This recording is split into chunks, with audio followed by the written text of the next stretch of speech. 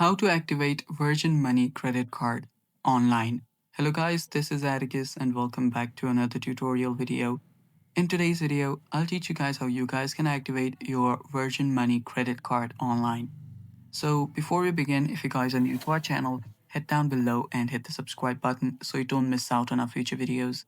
Also press the bell icon so you get notified when we release our new videos. Now let's begin. First step, open up a web browser. Then simply search for Activate Virgin Money Credit Card Online.